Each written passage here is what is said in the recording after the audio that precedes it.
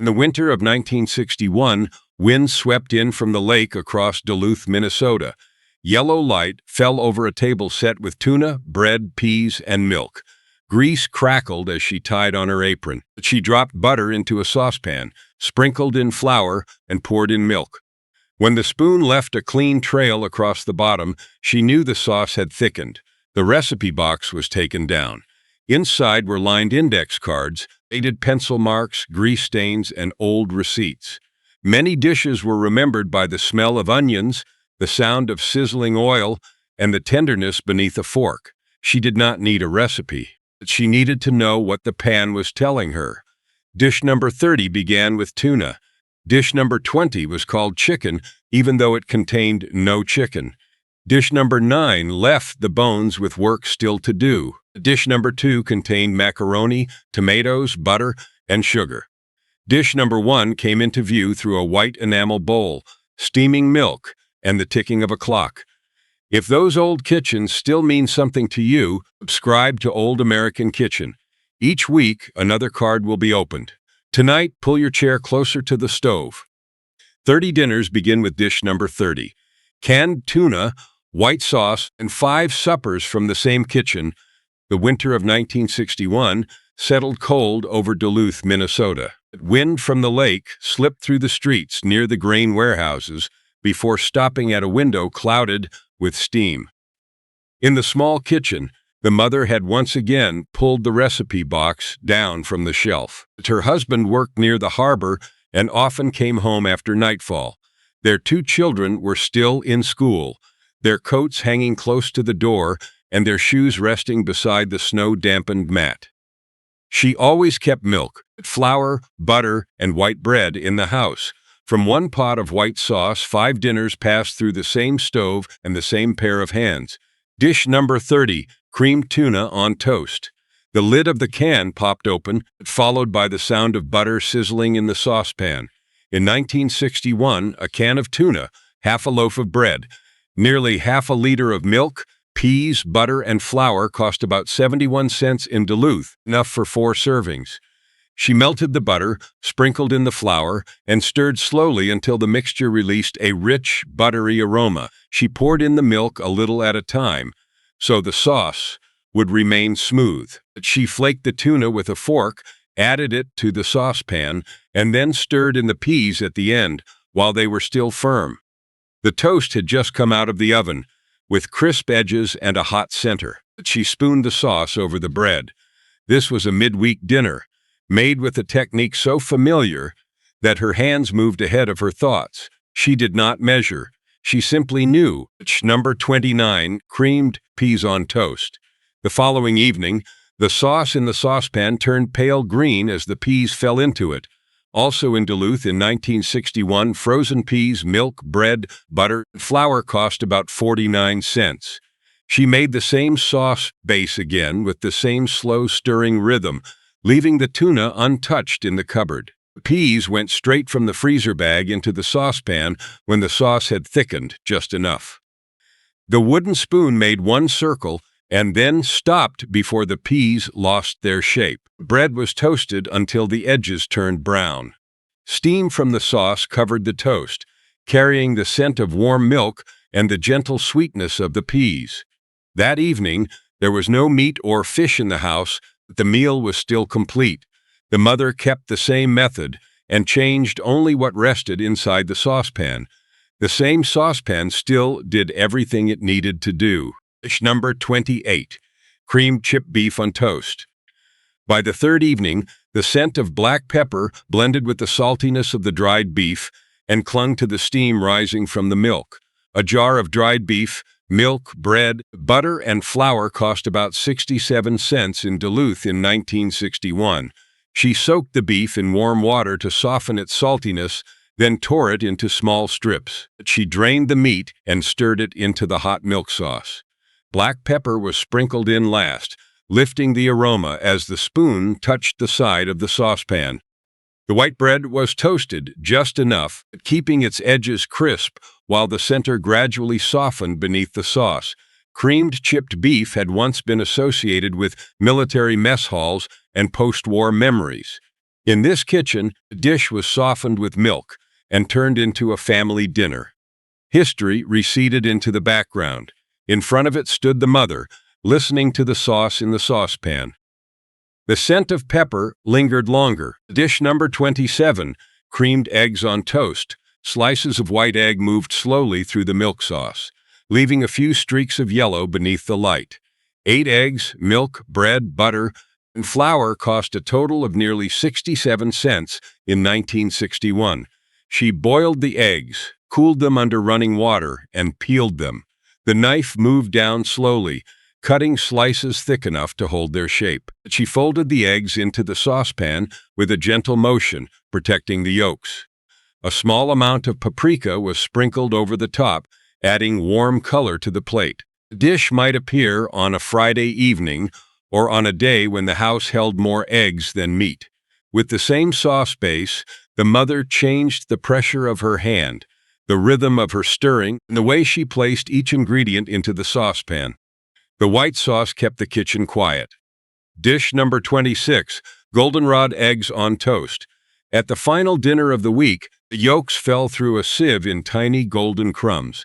6 eggs, milk, bread, butter, and flour cost about 55 cents in Duluth in 1961. She boiled the eggs, then separated the whites from the yolks. The whites were finely chopped and folded into the sauce until they were evenly distributed. After spooning the sauce over the toast, she pressed the yolks through the sieve, letting the golden particles fall in a thin layer. The ingredients remained the same, but the way they were handled gave the plate a different appearance, as though an ordinary dinner had been prepared for an occasion that called for a little more formality. The sieve changed the character of the dish without requiring anything more from the cupboard. 1 kind of sauce, 5 dinners. That was 1 winter week in Duluth. Milk, flour, and bread had passed through 5 dinners in 5 different forms. But when work shifts ran long, and each person returned home at a different hour, the kitchen needed a heavier skillet, a dish that could remain on the stove longer and still hold its warmth for the last person to open the door. Ground beef, macaroni, and the skillet, after the factory whistle. From Duluth, the story moves east to Worcester, Massachusetts, in 1962. The whistle at the machine tool factory often sounded before the front door opened. The husband worked rotating shifts, and the 3 children rarely sat down at the table at the same time. Mother therefore chose dishes that could stay warm for a long time and still taste complete when reheated. She needed a skillet wide enough to bring meat, pasta, rice, and sauce together in a single rhythm. In that house, the skillet did more than cook food. It bought back time after the workday ended. Dish number 25. American-style beef macaroni. Red tomato juice, spilled from the can, ran into the skillet and stained each tube of pasta a deep, warm color. In Worcester in 1962, 1 pound of ground beef, macaroni, canned tomatoes, and onion cost about 83 cents in total. She browned the meat with the onion, using a wooden spoon to break it into small pieces until the smell of the beef blended with the sweetness of the onion. The tomatoes were poured in with the juice from the can, creating a steady bubbling sound. The cooked macaroni was added last, then stirred gently until the sauce clung to every tube of pasta. In New England, the dish might be called American chop suey. Elsewhere, it was remembered as American goulash. In this family, it was the midweek skillet of macaroni that always sat ready on the stove, so a child coming home late could still serve themselves a hot portion. No one needed to ask what the dish was called. Dish number 24, ground beef gravy over rice. The smell of black pepper and hot milk lingered around the brown skillet, gentle yet deep, like a dinner that had been familiar for years. In 1962, ground beef, rice, milk, and flour. For this dish cost about 74 cents in total. She browned the meat, drained off some of the fat, then kept just enough for the flour to absorb evenly. The flour was sprinkled directly over the meat, and the wooden spoon stirred slowly until the fat became smooth and glossy.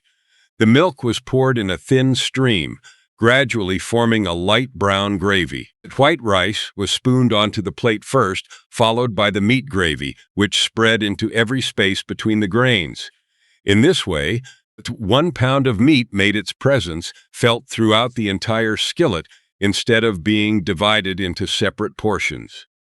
It was an understanding of how to distribute flavor and judge thickness by sight. The skillet knew exactly how thick it needed to be. Dish number 23, American-style beef and tomato rice. When the lid lifted, steam scented with tomatoes and bell pepper rushed out, fogging her glasses before slowly fading into the kitchen. In Worcester in 1962, the beef, rice, tomatoes, onion, and bell pepper cost about 79 cents. She browned the meat first and let the onion and pepper gradually soften in the remaining fat. The dry rice was added directly to the skillet, followed by the tomatoes and the red juice from the can. She covered the skillet, lowered the heat, and took her hand away from the spoon. While the rice absorbed the flavor of the meat, she set the table, checked her children's homework, and laid out clothes for the next morning. When she returned, the grains of rice had become soft and tender, the sauce had reduced just enough, and the bell pepper smelled sweeter.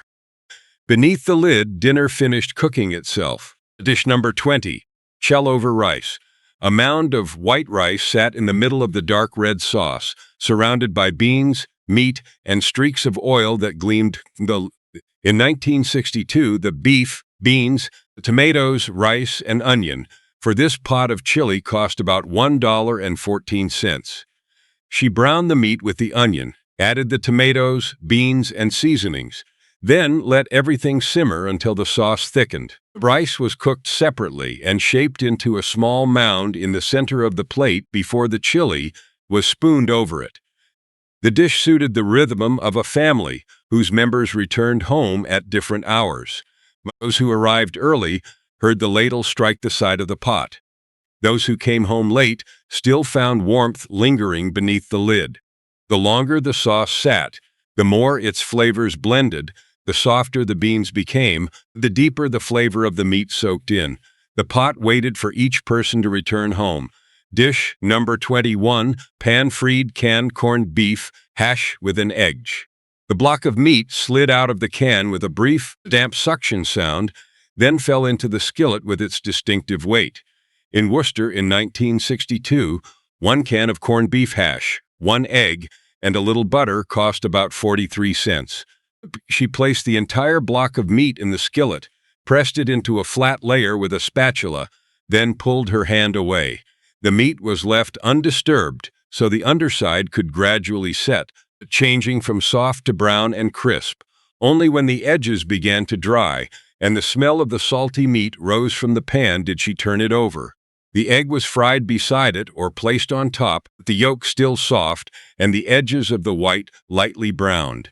The dish was quick to prepare, but its success depended on patience. Touching it too soon would cause the crust to crumble. Mother understood that sometimes skill lay in knowing how to wait. The secret was to leave it alone. 5 dishes had passed through the Worcester skillet, from macaroni stained red with tomatoes to a layer of corned beef pressed until crisp. The skillet kept food warm for a family that walked through the door at different hours, bringing each separate serving together into one shared dinner. But in Cleveland, among the steel mills, the kitchen was about to preserve even older skills.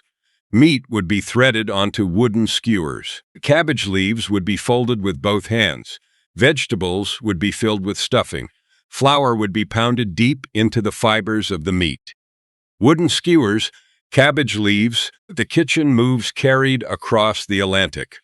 From the skillet in Worcester, the story continued to Cleveland, Ohio in 1963, where blazing steel furnaces lit the sky each evening. In the home of a working-class family of Polish and Ukrainian descent, the recipe box was once again taken down from the shelf. One card was written in English. Another preserved a few lines in the old language, which the children in the house now read more slowly than their mother. Yet her hands still understood everything. Meat was threaded onto wooden skewers. Cabbage leaves were folded tightly along the edges. Peppers were set upright in a pot, and flour was pounded deep into the grain of the meat. Those motions had crossed the ocean through memory. Dish number 20.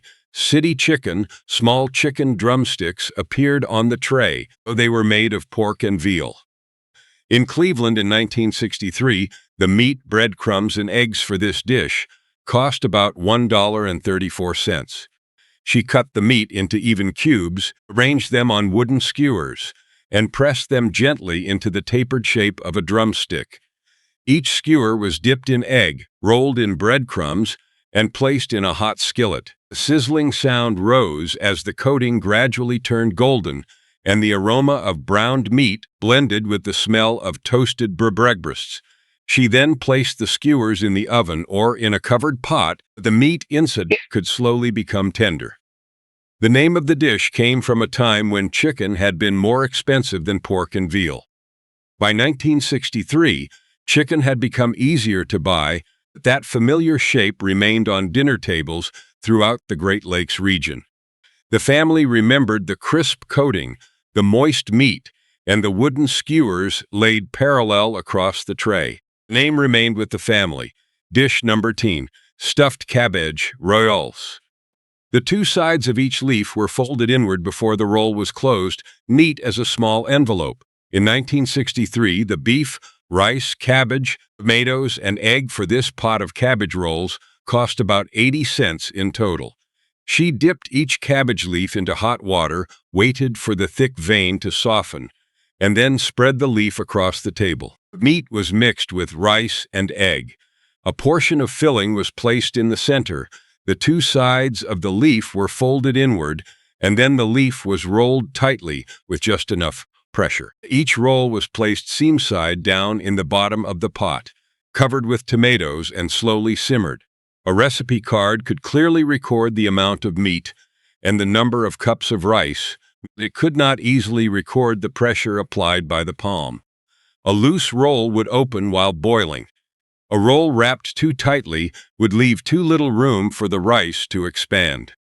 The children had watched her do it for years, but the skill still had to pass through their own hands. The hands remembered before words did. Dish number 18. Stuffed green bell peppers. Sweet tomato steam rose and settled in a thin layer on the curtain near the stove. In Cleveland in 1963, the beef, rice, 4 bell peppers, tomatoes, and egg cost about $1.07. She cut off the tops, removed all the seeds, and stood each pepper upright in a deep pot. Meat and rice filling was packed into the peppers with a series of gentle presses. She left a small space so the rice would have room to expand. Tomatoes were poured around the bottoms of the peppers, the lid was lowered onto the pot, and the flame was turned down. The dish looked simple, but the cook had to judge how tightly the filling was packed and how much heat was rising from the bottom of the pot. High heat would soften the pepper skins too quickly. Filling packed too firmly would cook unevenly. She lifted the lid, touched the tip of a spoon to the side of a pepper, and watched how the skin responded to the pressure. The time was measured by that softness. This pot needed to cook slowly. Dish number 17. Swiss steak with tomatoes. The steady, firm, deep sound of a mallet striking the wooden table drowned out even the noise from the street outside. 2 pounds of beef round, tomatoes, onions, and flour cost about $2.35 in Cleveland in 1963. She placed the meat on the cutting board, sprinkled flour over both sides, and struck it rhythmically with the mallet, driving the flour deep into the tough fibers. The meat was thoroughly browned in the skillet until the edges tightened. Tomatoes and onions were spread over the top, the lid was put on, and the heat was lowered. As it simmered, the tough meat gradually changed. The tomato juices soaked into the fibers, the onions softened, and the aroma of browned meat grew deeper. She tested it with the tip of a fork. When the fork passed through easily, the dish was ready. In a working-class kitchen, the price of a cut of meat was never the final verdict. Technique and time determined what would arrive on the plate. Technique transformed the meat. Dish number 16. Pan-fried liver, and onions. The smell of browned onions passed through the kitchen door, followed the hallway, and reached the front porch before the slices of liver had finished cooking. In 1963, the liver, onions, milk, flour, and fat for this dinner cost about 69 cents. She soaked the liver in milk, lifted out each slice, patted it dry, and coated it with a thin layer of flour. Onions were sliced into rings and placed in the skillet to soften gradually, changing from sharp and pungent to deeply sweet. The liver was quickly seared on the hot surface, just long enough for the outside to brown, while the center remained tender. When the dish was served, the onions were spread over the top.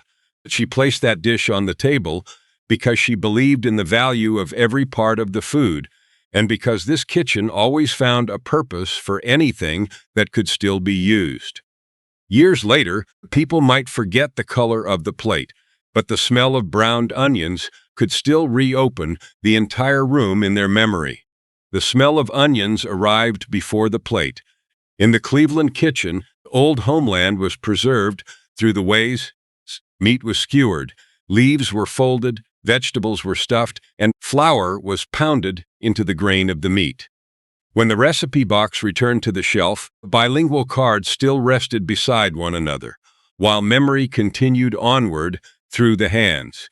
In Iowa, it would take a different form. Some dishes remained on the family table. Others were carried down to the church basement. Some brought a portion of Sunday's ham into a weeknight dinner, creamed corn, mashed potatoes, and the casserole dishes that last all week from Cleveland. Memory moves west to Cedar Rapids, Iowa, in 1962. In the house near the railroad tracks and the grain processing plant, the mother kept 2 glass casserole dishes on the lowest shelf. One remained on the family table. The other often went with her to the church basement, to a neighbor's house, or to a home that had just welcomed a new baby. Each time the oven opened, heat rushed out and fogged the glass. Those dishes carried food through many rooms, but they always returned with a few new scratches on the bottom. Dish number 15, baked cream corn with a cracker topping. The top of the casserole was golden and crisp, while the corn beneath it still bubbled gently around the edges of the glass. In Cedar Rapids in 1962, 2 cans of creamed corn, saltine crackers, eggs, milk, and butter cost about 88 cents in total. Poured the corn into a bowl, added beaten eggs and a stream of milk. The crackers were crushed in the palm of her hand and mixed in so the mixture would set when heated. A few small pieces of butter were placed on top, gradually melting into glossy streaks. The casserole remained in the oven until the center was firm, and the top had turned golden brown. The dish might appear at a family dinner, on a church table, beside someone who needed a hot meal. Gratitude usually came afterward in the simplest way. The dish was brought back nearly clean. An empty casserole dish was a thank you. Dish number 14, tuna rolls with biscuit duff. The spirals of dough puffed up amid the bubbling cream sauce, their edges opening slightly to reveal the tuna inside. In 1962, the tuna, biscuit dough, cream soup, and milk for this dish cost about 63 cents. She rolled the dough into a thin sheet, spread the tuna evenly over the surface, then rolled it up like a jelly roll. The knife cut the roll into equal slices. Each slice was arranged neatly in the casserole dish, with a little space left between them so they could expand. Cream soup mixed with milk was poured around the bottoms of the rolls before the dish went into the oven. The ingredients were familiar, but the rolling, shaping, and arranging made the dish look as though it had been carefully prepared for a special occasion. When the casserole was placed in the center of the table, each spiral of dough made the meal seem more abundant than the original amount of ingredients. The casserole dish made the meal feel intentional. Dish number 13, baked chicken and broccoli with cream. Sauce, a pinch of curry touched the sauce and changed the smell of the entire kitchen. In Cedar Rapids in 1962, the chicken, broccoli, cream soup, mayonnaise, and cheese cost about $1.62 in total. The broccoli was arranged in a layer on the bottom. The cooked chicken was shredded and scattered over it. She mixed the cream soup with mayonnaise, added a little lemon juice and curry powder, then spread the mixture over the chicken. Cheese was sprinkled on as the final layer, melting and bubbling around the edges of the dish. The meal looked more formal than the ingredients that created it. Leftover chicken, frozen vegetables, and a can of cream soup were rearranged into a dinner with a flavor of its own. A pinch of curry made this casserole stand apart in memory from all the other cream sauce dishes. One pinch of seasoning changed the entire kitchen. Dish number 12, creamy scalloped potatoes with ham. The last piece of ham lay between layers of thinly sliced potatoes, like a remnant of Sunday dinner that had been carefully saved. In 1962, the ham, 2 pounds of potatoes, milk, butter, and flour cost about 80 cents. She held the knife and sliced the potatoes into even rounds, then arranged them in alternating layers with the chopped ham. The peppery milk sauce was poured over them, seeping down through each layer. The casserole was covered when it went into the oven, then uncovered so the top could brown. The old piece of meat returned to the table in a different form, divided evenly among many layers of tender potatoes. In this way, its one large meal continued feeding the family through the middle of the week while still feeling new. Sunday dinner was not over yet. Dish number 11, beef pie topped with mashed potatoes. The fork ridges browned to gold across the soft layer of potatoes, while the hollows remained a pale cream color. The ground beef, potatoes, milk, butter, and onion in Cedar Rapids in 1962 cost about 79 cents. She browned the meat with the onion, then spread it across the bottom of the casserole dish. The potatoes were boiled, mashed with milk and butter, and spread in a thick layer over the top. A fork was drawn across the surface in long lines, creating small peaks that caught the heat more quickly in the oven. She looked at the depth of the dish to know how thick the potato layer needed to be. When the peaks were crisp, but the center remained soft, the casserole was brought to the table. She knew how much the dish could hold. 5 casserole dishes had traveled from the family table to the church basement, then returned with dried streaks of sauce around the edges of the glass. But the next few dinners would require something heavier. In Reading, Pennsylvania, a cast-iron skillet was waiting for canned fish, a chicken, ring sausage, and what remained from the day before: canned salmon, stewed chicken, and the skillet that never truly cooled. Reading, Pennsylvania, 1961. In the home of a machine shop worker, the cast-iron skillet remained on the stove nearly all week, its bottom darkened from holding heat so many times. Beside it sat a jar of fat, a small knife, the recipe box with a dried streak of broth in one corner. One card read, salmon, crackers, eggs. The next said, brown the chicken first. The final card contained only 2 words, ring sausage. That was enough, because each dish spoke to her through its own distinct sound. Dish number 10, pan-fried salmon patties. The first patty hit the butter with a sharp sizzle, quickly spreading the smell of salmon and hot butter throughout the kitchen. In 1961, canned salmon, sultan crackers, eggs, and butter cost about 90 cents in Reading. She opened the can, flaked the fish with a fork, and mashed the soft bones into the mixture as well. The eggs were lightly beaten, and the crackers were crushed in her hand before everything was combined. She shaped each patty to a moderate size, feeling its firmness with the palm of her hand.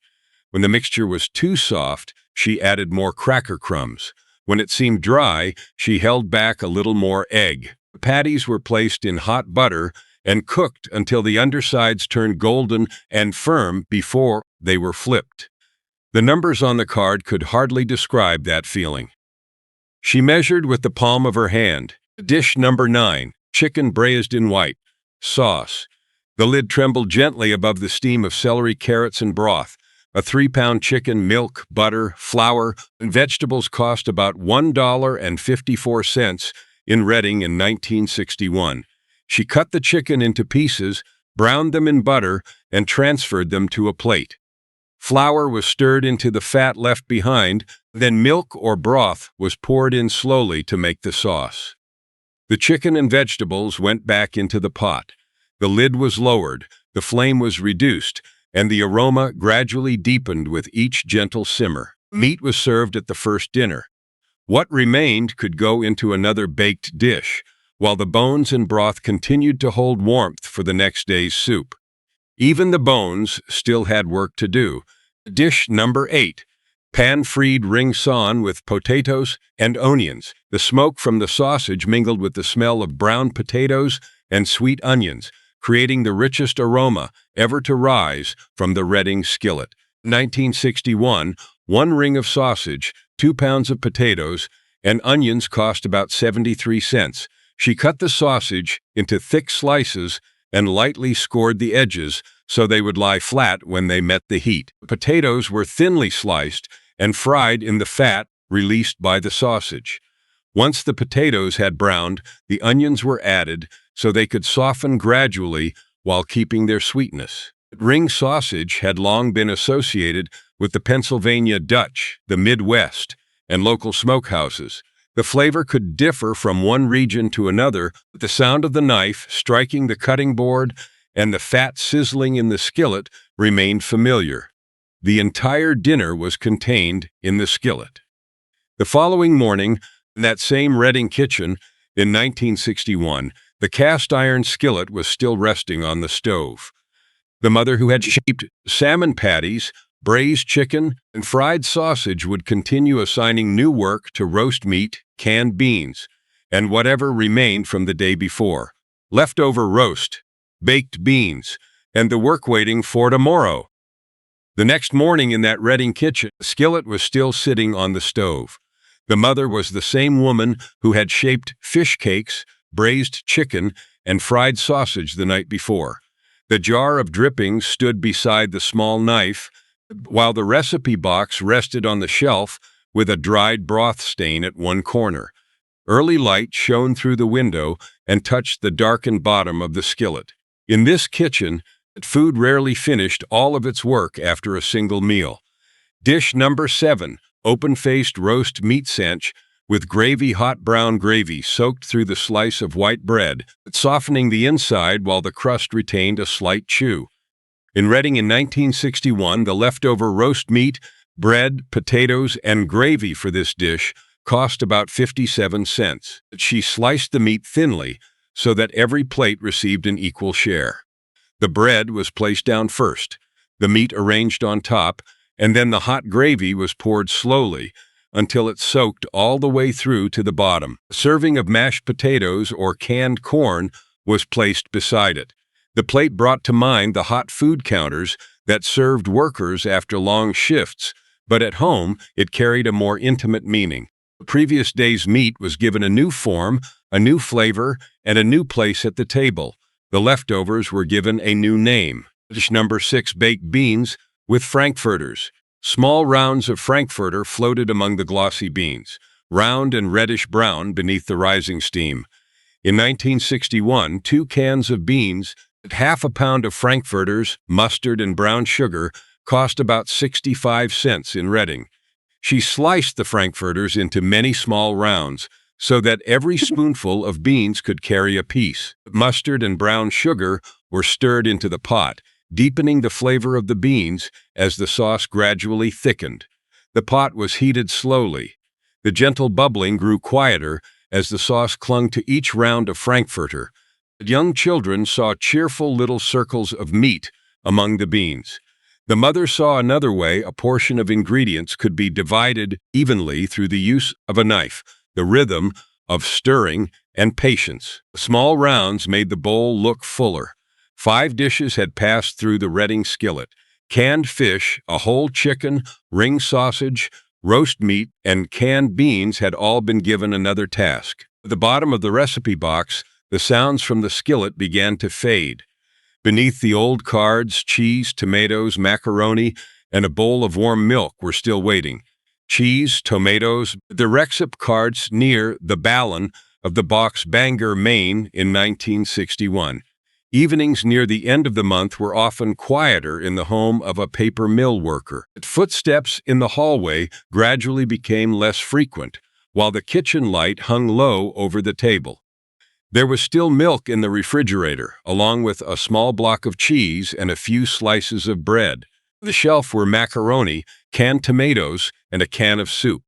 The mother pulled down the recipe box one last time. Near the bottom of the box, one card bore a streak of dried cheese.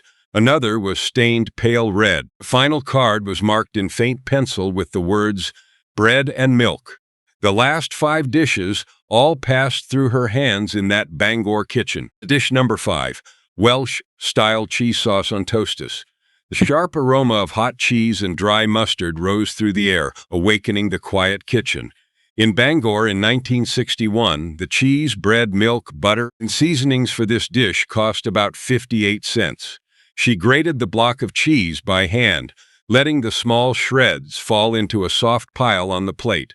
The milk was warmed in a saucepan. The cheese was added a little at a time, then stirred slowly with the dry mustard. She continued stirring until the sauce was smooth, glossy, and thick enough to hold its consistency. The bread was toasted brown, creating a surface firm enough to receive the stream of hot cheese poured over it. The dish had Welsh origins, but in many American kitchens of the 1960s, it had become a rich and warming weeknight dinner. Beneath the golden sauce, the bread wore its finest clothes. Dish number 4, tomato and cheese, sauce on toast. The hot tomatoes pulled the cheese into thin strands across the slices of stale bread. In 1961, canned tomatoes, cheese, bread, and 1 egg cost about 65 cents in Bangor. She heated the tomatoes until the flesh softened, then stirred in the cheese until it melted. The egg was lightly beaten and added to the saucepan to make the sauce thicker and smoother. The slices of bread that had lost their softness were placed on the plate. The reddish-orange sauce was poured over them, soaking through the dry interior and restoring moisture to every piece. The dish stood between the richness of cheese sauce and the simplicity of the pot of tomato macaroni that would come next. The bread was stale, but it still had work to do. The old bread still had 1 meal left in it. Dish number 3, tomato soup spice cake. The cinnamon and cloves rose first, completely masking the familiar smell of the canned soup. In Bangor in 1961, tomato soup, flour, sugar, margarine, raisins, and spices cost about 41 cents. She stirred the soup into the flour and sugar mixture, added cinnamon, cloves, and raisins, and poured the dark red batter into the pan. The cake was baked until the top turned reddish-brown, while the inside remained soft and moist. When the ingredients in the house allowed, she spread a thin layer of cream cheese frosting over it. The tomatoes provided color and moisture, while the spices created a flavor similar to carrot cake or spice cake. An ordinary dinner was thus given a sweet ending. The last can became dessert. As the cake pan was set down to cool, the sound of boiling water began to rise from the pot behind it. Small bubbles struck the metal sides, signaling that the macaroni was waiting to be dropped in. From here, the rhythm of the story would slow, moving from the tomato red pot to the white enamel bowl before bedtime, macaroni, warm milk, and the quiet before bedtime. It was still the same kitchen in Bangor, Maine, 1961. The mother had just set the spice cake pan down to cool, while the water in the macaroni pot began to boil steadily behind her. The sounds in the room now grew softer with each movement. The pasta water bubbled. A pat of butter slid from the knife blade. The milk touched the side of the pot with the faintest sound. At last, the small spoon touched the white enamel bowl and then lay still. Dish number 2, macaroni with tomatoes. A pat of butter melted slowly in the pot of pale red macaroni, leaving a thin sheen across the surface. In Bangor in 1961, the macaroni, 2 cans of tomatoes, butter, and a little sugar for this dish cost about 66 cents. She boiled the pasta until tender, drained it in a colander, then returned it to the pot, which still held its heat. Stewed tomatoes were added, followed by the pat of butter and a pinch of sugar to soften the acidity. The spoon moved gently around the pot, keeping each tube of pasta intact. The dish needed no meat, cheese, or jarred sauce. Every family kept its own proportions, passed down through sight, the smell of tomatoes, and the way the cook lifted the spoon from the pot. Some households added sugar, while others left the tartness untouched. 3 ingredients still made a dinner. Dish number 1, bread and warm milk. The clock ticked as the bread gradually softened in the milk. Half a loaf of bread, nearly half a liter of milk, a little sugar, and a pat of butter cost about 28 cents in Bangor in 1961. She tore the bread directly into the bowl. The milk was heated until a faint white steam began to rise and poured slowly over the pieces of bread. A little sugar, cinnamon, or a small pat of butter was added before the bowl was left undisturbed. The dish stood in the final position because it brought the entire journey back to the simplest act.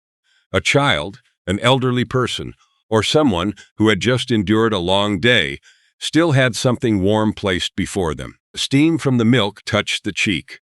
The bread softened beneath the spoon. The low light fell across the tabletop. She still placed something warm on the table.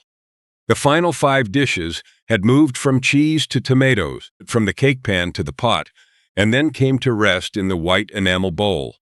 By this point, the food had become closer to memory than to a recipe. It was the faint steam of milk, the sound of a small spoon, and a house quietly preparing for sleep. 30 dinners had passed through ordinary objects. A can of tuna rested beside the sink, flour fell into hot butter, beef browned after the factory whistle sounded, cabbage leaves closed beneath 2 hands, and warm milk was poured into a bowl before bedtime. Each kitchen held its own particular skill, but they all came together in the ways sauces were thickened, dishes were slowly simmered, portions were divided evenly, and anything still usable was saved for the following day. Those mothers measured with the palms of their hands, judged by aroma, listened as the sound of the oil gradually quieted to know when the food was ready. She did not need a recipe. She needed to understand what the skillet was saying. At the beginning of the journey, the spoon had left a clean trail across the bottom of the pot. Now the kitchen had grown quiet, but that trail remained in the memory of the person who once stood beside her. The card marked bread and milk. 1961 was returned to the recipe box. The lid came down, leaving one corner of the card still showing. If your family once cooked a dish like this, leave its name in the comments and subscribe to Old American Kitchen. Some recipes never need to be written down because the hands have known them by heart for a very long time.